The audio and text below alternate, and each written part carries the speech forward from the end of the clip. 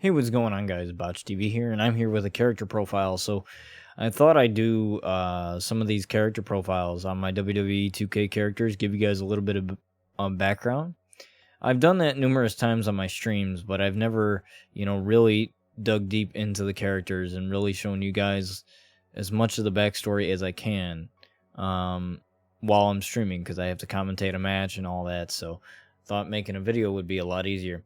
So today we got Luna Outlaw. Now, a little bit of background. She's the youngest outlaw in the Outlaw family at 19 years old. She's also the most ambiguous and mysterious of the Outlaw family. She is not a person that goes out to the ring getting ready to talk to people. That's not how she operates. She would rather do it backstage or do it on social media. She is not the person to do it in real life. Not to say that she's not strong enough or she's weak or, she's some like online troll or whatever. No. That's just how she prefers to do it. She prefers to have her actions do the talking. A lot of the outlaws do. Pretty much all the outlaws do. But Sky is one of those people. Her sister, Skylar, or Sky, is one of the more vocal outlaws out there.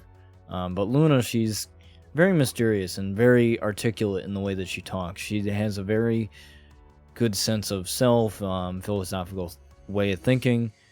She thinks very, very deeply, heavily inspired, by Greek philosophy and stuff like that. And when I was trying to figure out a way of how she would talk and figure out a way for her personality to be different from the other outlaws, it was sort of like trying to figure out exactly how things were with her. Just the type of language that I wanted to use and other things like that. So I went to Greek philosophy because I'm really heavily inspired by a lot of Socrates, Pluto, and all that stuff. And just a certain way of thinking.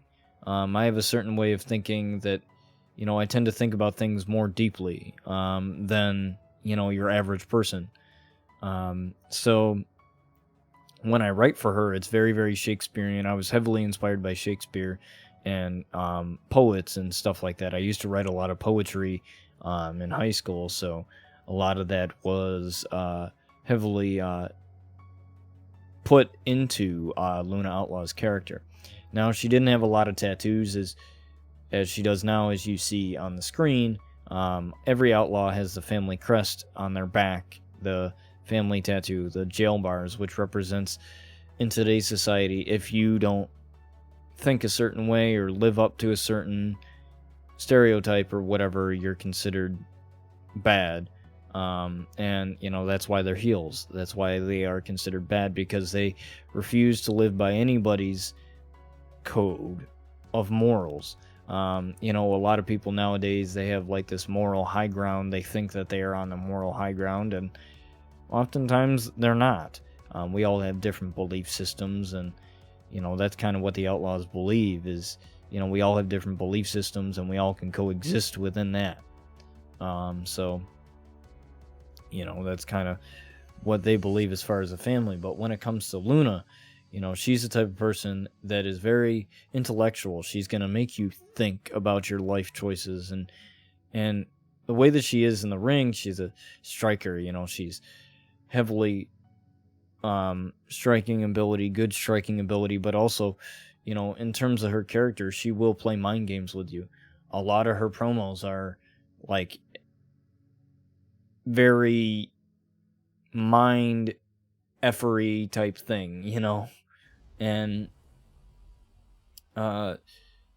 that leads me to the next thing that I want to talk about, which is this quote here, which she says, "The greatest fear isn't death, for it is inevitable. The greatest fear lies through death while living, within the mind and within oneself.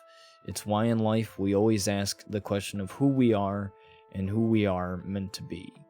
And that's definitely a very thought-provoking quote there. And something to get the audience to really think about. And that's kind of how I wanted to write Luna, was make her this mysterious character. A lot of people would see her as misunderstood, and I think that is a very accurate statement.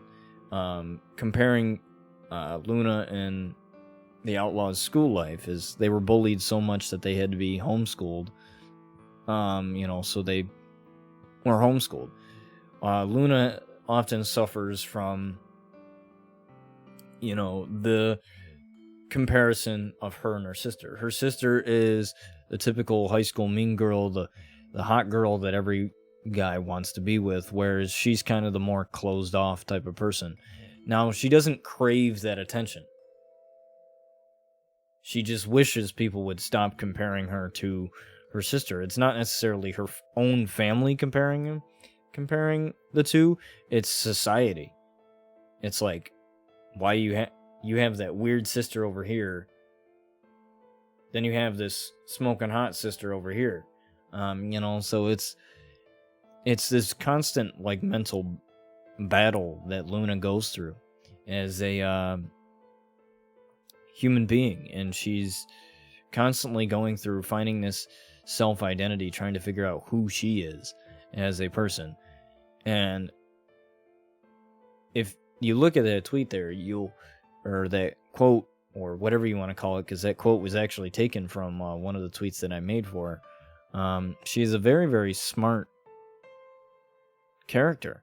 She's a very, very smart woman. A young girl, a young woman. But people, look at her and they see her in this emo type hoodie or whatever. Obviously, she wears a mask, and a little bit more on that in a second. But they kind of see her in this. She kind of fits that emo type person where they're in a hoodie. They kind of keep to themselves, sort of type of person. So people start making assumptions about her. They assume that she's like this creep or whatever, and she's not. She's just misunderstood, and she's just really, really hurting inside because she struggles with anxiety and depression, two of the things that I myself struggle with. A lot of the Outlaws, they have something that I have struggled with in my life. It's kind of like a creative outlet that I have for myself. So Luna, she's trying to find this self-identity, and she finds this mask, which we're going to get to right now. And that mask is white and black. You can tell from this screenshot here. And white is the color of purity, and black is the color of death. She wears this mask because she thinks it gives her this sort of strength that she's wanted all her life. The strength to, get out of the dark hole that's in her head and, make something of herself, figure out who she is. And obviously, white representing the color of purity. She wants to purify her soul from the demons within her mind and from all the awful crap that's happening around her. She just wants to become somebody new. Not in the sense of becoming somebody that isn't her, but finding herself.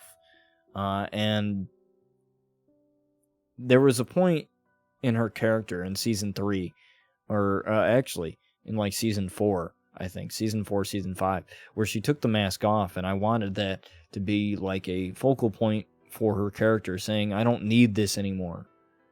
I don't need this to feel strong. I can feel strong in my own skin. But then she realized that the mask is what made her do that. Like, the whole concept of her having that mask and her having to hide behind it. It's a metaphor for anxiety and depression and how people hide behind, that smile. When they're not doing okay, they just smile anyways because that's the only thing that they can do. They think that nobody else is going to be able to understand them. And so They rather just hide behind that smile and say, I'm doing fine. And that's kind of where that whole mask idea came from. But Luna realizes that the mask, it's not a hindrance. It's not something that hurts her. It's something that keeps her going. So she changes that. She changes that sort of meaning. Rather than hiding behind that mask and having that mask be a deterrent, it's a coping mechanism. It's a healthy type of thing for her, to keep her going. She says, when I put on that mask and I get in that ring and I whoop ass, I'm showing people who I really am, not who everyone is painting me to be. They may paint me as this underestimated younger sister to someone who does well in school and attracts all these guys and gets all this attention, but it was not the attention that Luna wanted, because most of the attention that Sky got was unwanted attention, but she didn't want to realize that. But Luna didn't want to realize that herself. It wasn't the attention that she wanted. She just wanted people to see her and not see, quote-unquote, Sky's little sister. And that does happen in sibling dynamics, and that can definitely hurt siblings. It can drive a wedge between siblings, and it did.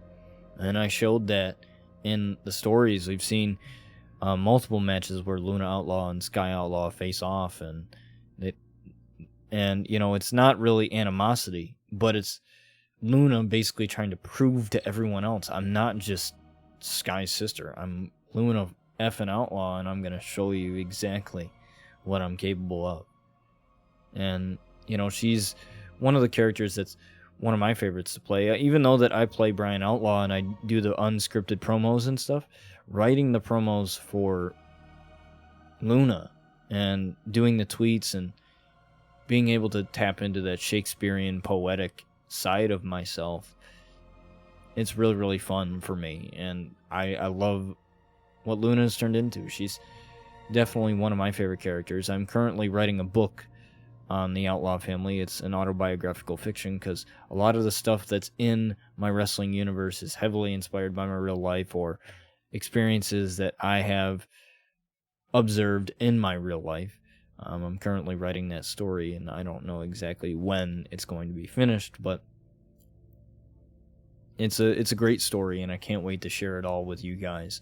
So I hope this gives you a little bit more of an insight on who Luna Outlaw is. I'll be doing more of these character profiles on all of them. And thank you guys for tuning in.